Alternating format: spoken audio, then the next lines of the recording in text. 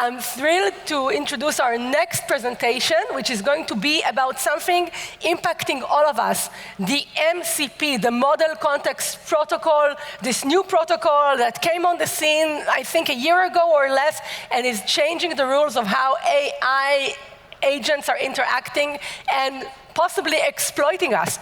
So our next speaker is Dolev, and Dolev is here to show us what's happening in that wild west, the new frontier of the MCP universe. If you haven't heard about MCP yet, you're in the right place to learn and understand exactly what's going on.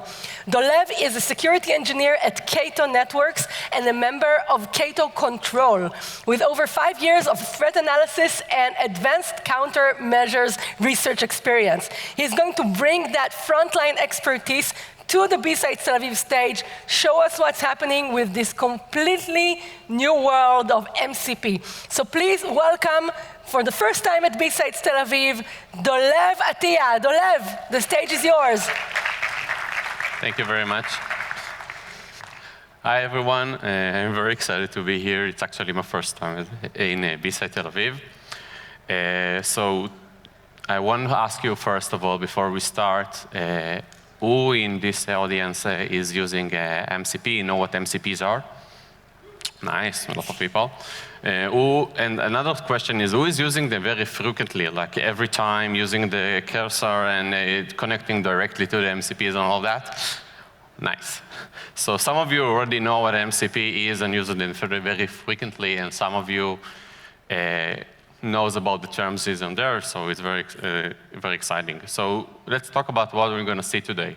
So I will talk today about what MCPs actually are, the main use case, how people use that, and later on we'll talk more about MCP exploitation. So how adversaries taking malicious MCP servers and exploiting them, and creating, malicious MCP servers and exploiting them, and then after that we will talk a little bit more about taking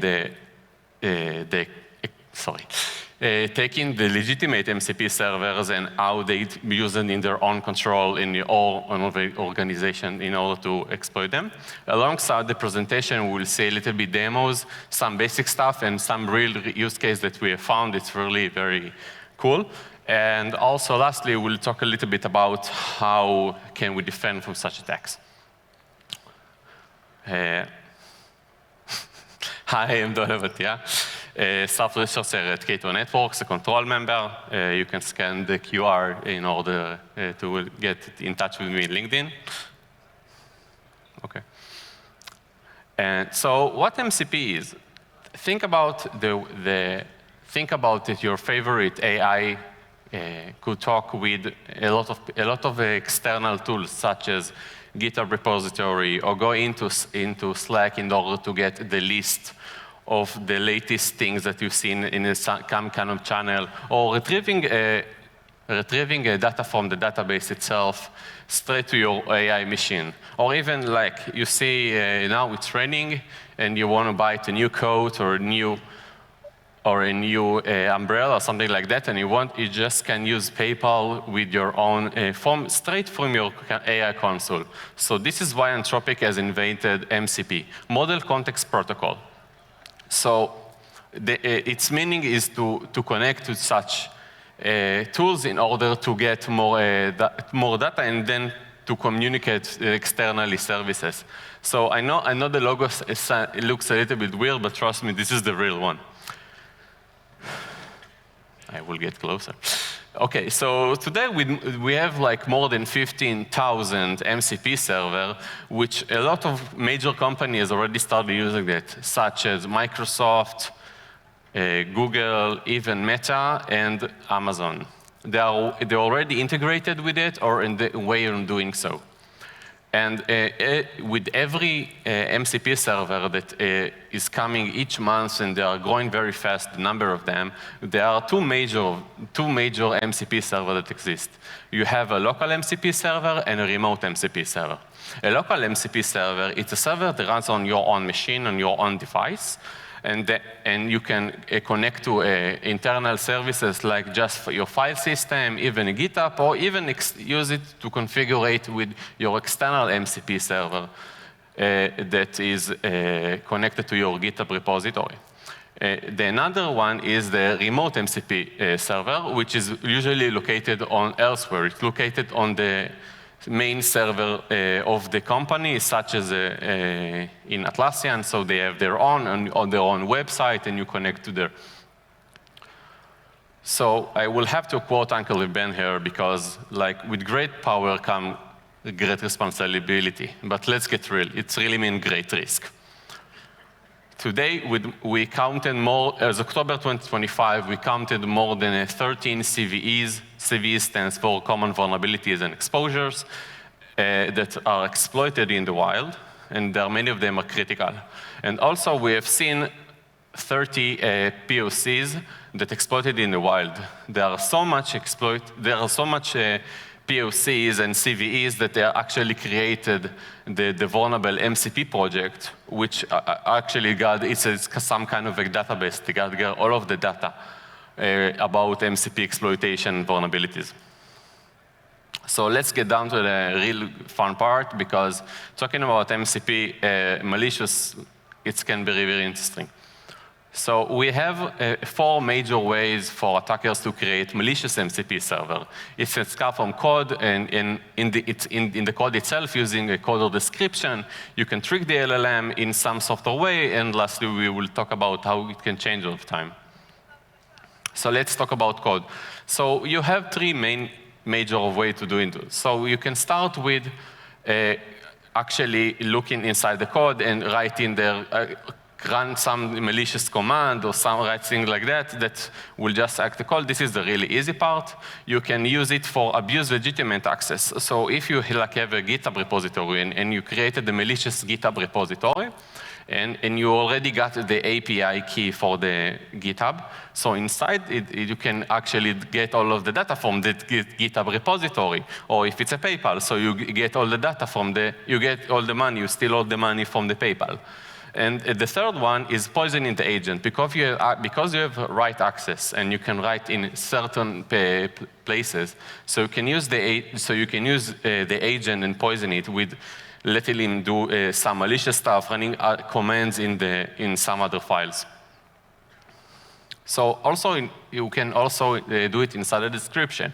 But before talking about the description itself, we need to better understand how MCP how the AI agent uses the MCP server. So first of all, the AI agent will read the MCP JSON file, which is is the configuration of all the MCP server that exist. It will see the MCP server and its tools. Tools are like the functions that MCP provide. Inside the tools, we will see the name of the tool and its description. This is help the AI agent to better understand which tool to use and when. So, and this is very important. And let's see a short snippet for a calculator MCP server that I have created. Inside of we see the tool itself is additional, because we are having a calculator, and the description itself we're stating that it's very important to read really carefully this part, because it will help the the AI agent to know when it's the best time to use it. After that, we'll tell him read the MCP JSON file and put it in the side notes parameter. And then we'll tell him, we'll some kind of threaten the AI agent. We'll tell him, if you're not going to do that, this tool won't be able to work, so please do it. And another level is to telling them, don't only just do it, we just need also to hide it from the user. We'll tell him that if the user will read it, it will upset him, it will burn gently, and this is how we hide all of the attack from the user. And lastly, we will exfiltrate all of the data using to our domain. So this is another example. And let's talk about tricking the LLM. Thinking about that you have like an LLM, you have 2 MCP servers. One of them is a legitimate one, and one of them is malicious. In the legitimate one, it will be a calculator, and the malicious one will be, let's say, my malicious GitHub MCP server. So both of them will have the same tool and the same description. So it will be very hard for the AI agent and the LLM to know which one to use, because they all look the same, they are probably will function the same. So we have like a 50-50% that both of them will, that it will choose our own malicious one. And lastly, we will talk, there is the change, MCP server that change over time. So in the beginning, there is an MCP server that looks very legit. A lot of people starting using it, it's getting a lot of reputation. And then from a certain version, there is a change in the code. And because we are pulling straight the data, straight the code for every time we are using the MCP server, we are using the straight from the we are gathering the MCP itself, so it can be changed in addition version, and then it's become malicious. So this one is actually exploited in the wild. So we have, I forgot the name of the company, but or the name of the MCP, but is in September 2025, actually not long ago, it was exploited, and the attackers were able to exfiltrate a lot of sensitive data, such as password, API keys, and some correspondence of the companies. So let's see a short demo of MCP server that just like that. So we have a file system MCP server. It will be a very benign MCP server, as you can see. Inside of that, we have the tool for reading files, and we'll have a really legitimate description and name. And in addition to reading the file, we also run calculator. Let's say like we have a naive user who just new in the business of MCPs and AI and all of that, so we'll try to use it.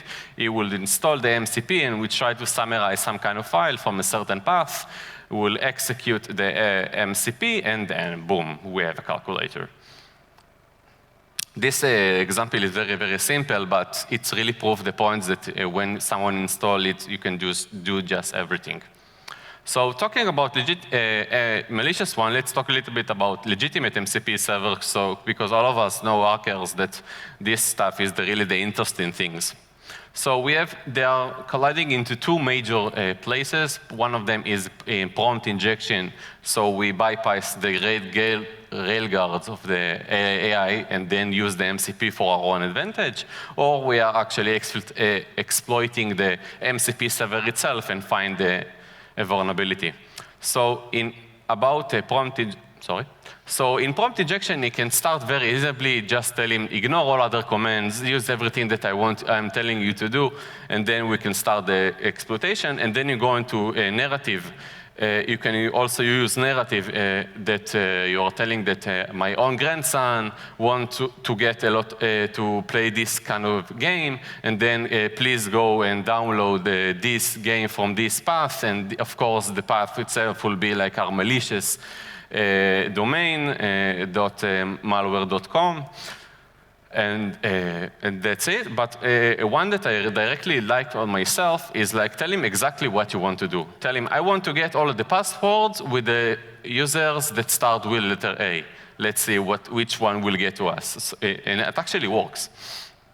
So another option is using CVE. So you're taking you're taking the MCP server, you're breaking it apart, you're looking for the code that's inside of it, and then you find some kind of vulnerability. With using prompt, you actually trigger this vulnerability, and then we can exploit and do some fun with it. Let's see a short demo like how we exploit a local MCP server. So we have an attacker who tried to conduct a ransomware attack using a very simple XOR between all of the data in this folder. We will use a technique that's called whitening the text. So we'll take all the prompt that you want to use and then whiten it so it won't be visible to the naked eye, but it will be visible to, of course, to the machines. And then we save it and send it to the nearest HR. This one is, if I didn't say, it's a CV file. And from the HR, we'll just starting use, of course, the MCP. She installed the legitimate MCP server of Anthropic for reading and writing. So we also have the file, sensitive file with some sensitive information for the demonstration. And then we will upload the CV file to the cloud. So behind the scenes here, we will upload the CV file, and then we'll write the MCP server, and then the MCP server will start working, storing the entire folder, making it not visible to the user, and then lastly, it will execute it.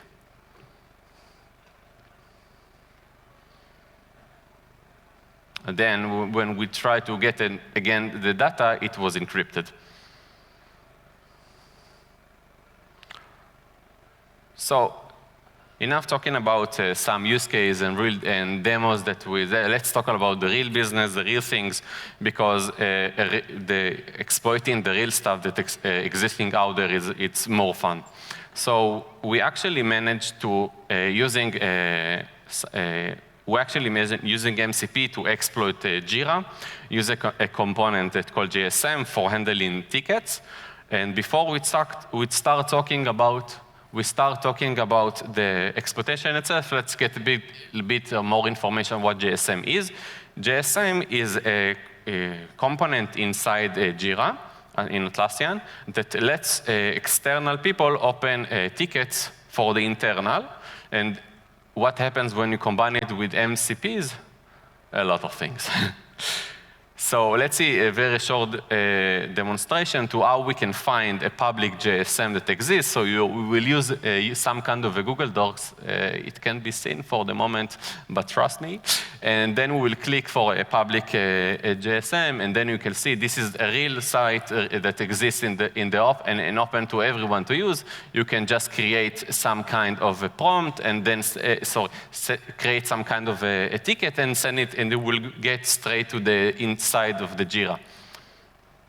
So let's talk about how we really managed to attack. So we have an attacker who found a public and open JSM. It will submit a ticket with a prompt injection inside of it. After that, we'll have a support engineer who will use the official Jira MCP server and will trigger this MCP. This MCP will go straight to the Jira instance, find everything that in the power of this support engineer, and then lastly, it will find our Jira, find our ticket, and then it will exfiltrate the entire tenant data. Let's see the demo.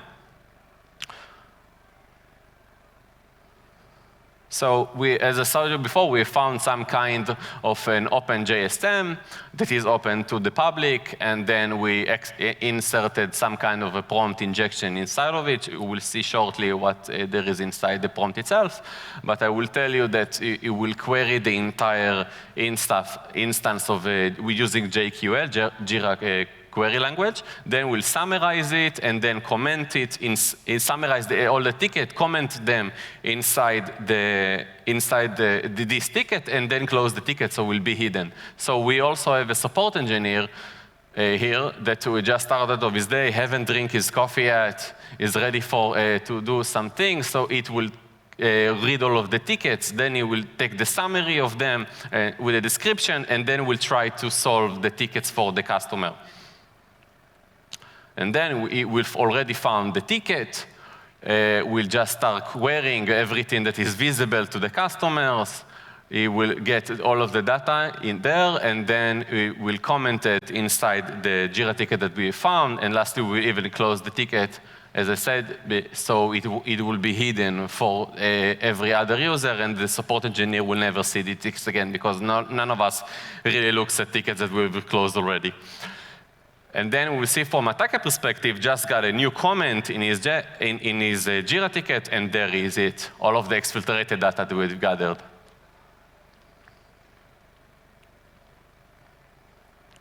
So if you want to read a little bit more about what happened inside of this attack, and you want to better understand, there is the full QR for the blog that we have written and discovery that we have found.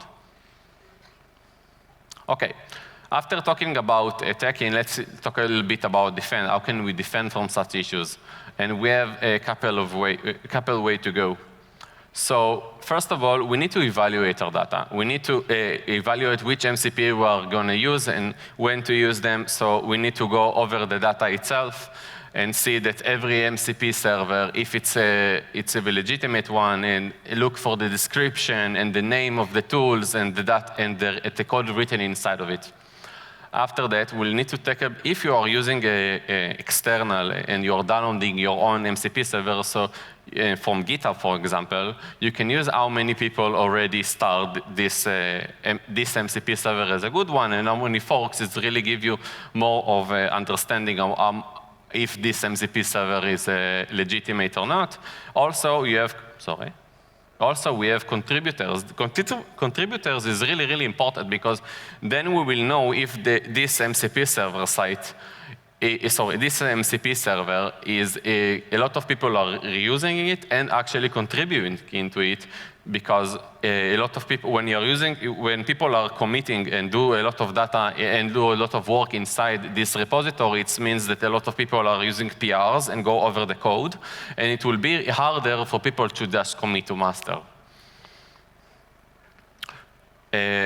Additionally, you can use disabling the unused wanted tools. So let's say that we have a Git MCP server, and then we will want to disable the one that we want really to use. So if you are only reading and pulling, let's disable all of the right tools that we're going to use. It can be useful.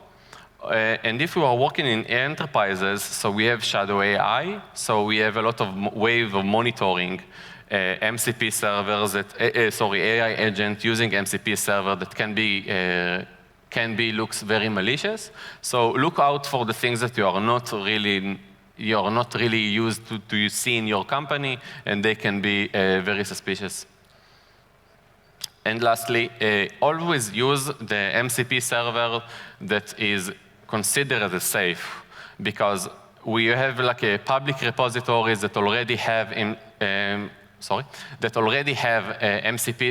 official MCP server that a lot of people are using that are considered safe. So we have the GitHub /MCP, and we also have another repository that's called Model Context Protocol, which is MCP, of course, and it's a repository inside GitHub. So these two repositories are considered safe to use. Thank you.